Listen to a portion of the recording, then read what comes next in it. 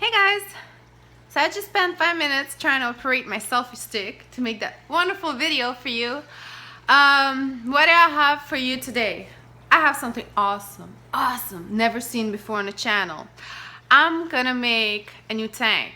Now, it's something you've probably seen coming, or maybe not. I mentioned in a couple videos that my Tanganyika tank here needs an upgrade because there's so many fish. My frontoses have grown so much.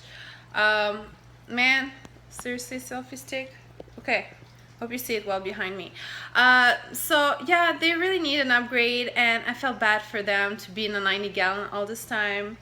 So I decided to make space. You know, when you don't have space, you just gotta make space. So I made space for them, and I got them a new tank. Yeah, I couldn't help myself. I just got them a new tank. So today I'm making the full setup of my new tank, which is right here. Look how big this monster is. It's a 135-gallon Seapora tank. It's beautiful. I'm gonna show you the bracing, how amazing it looks. It looks strong and sturdy. So I'm gonna make a biotope, like Tanganyika biotope. So yeah, I hope it looks nice. I've done many of these before in the past, like my Malawi aquarium way back. If you look through my videos, kind of look like what I'm gonna do today. But today I'm gonna make an aquaponic sump, like overhead sump, like all my other ones. So yeah, I hope it's gonna be entertaining and you could learn something. Before I start my time lapse of me doing all this stuff in front of you, I just want to tell you what I did so far and what has been done. I hope you can see my goldfish are now in this one. Baby blue acaras are in this one. Actually, this was just a metal rack, and I used plywood to do like two levels on it. And I covered the plywood and waterproof covering, which is black. Instead of just painting it, I covered it. And always make sure your tank is level before you do anything like that, because otherwise... And one more thing, I have tiles. So on tiles, you cannot just put like a 4-foot metal rack, because it could crack your tiles. So you don't want that to happen. So what I did is I just put another piece of plywood underneath my 4 legs right there, and that way my tiles won't crack, hopefully. Okay, so I'm gonna start the time lapse of me aquascaping it. I'm gonna include photos of what was done and everything. So yeah. It's gonna be interesting because there's a thunderstorm on the way and it's super hot today, but today is the day we're doing it. So yeah, keep watching.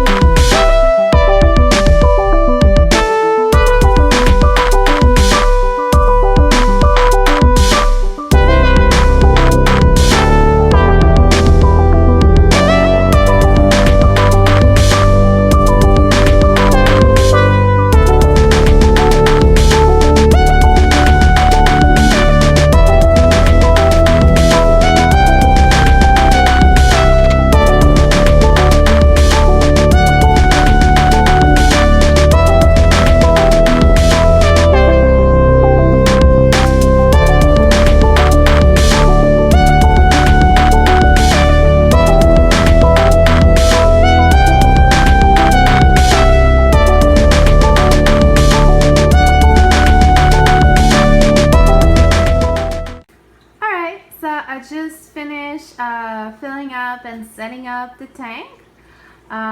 So this is what it looks like. It's a little bit low on lighting because I only have one Radeon on it running, but by next week I'll have 2 of them, so it's gonna be a little bit more brighter, but I still want to keep it like quite dim because it's gonna be like the depths of Tanganyika and stuff. So frontosa don't even like the light anyway. So what do we have here? So I basically made 2 mounds of cliff rocks. The taller one to hide the pump and the filtration and everything. This one, just the aesthetics. So let me show you what the filtration looks like. So I have 1 intake, which is from the pump here. It's a pond pump. It's pretty strong. I think like it's 1,000 gallons per hour, something like that. So hence why I have 3 outputs. 2 on this side, see how it's throwing into the water, and 1 on this side. So I have plenty of filtration. Now these planters, they're not really like rigid, or it's not really possible to make them like waterproof, so there'll always be like some type of leakage from these planters. But that's why anything that's a hole in the planter has to be right on top of the tank if you're making that. So mine just leaks right back into the tank, not even on the rim. So it's not a problem. It's just part of the filtration. So this is the filtration. So like I said, these are cliff rocks.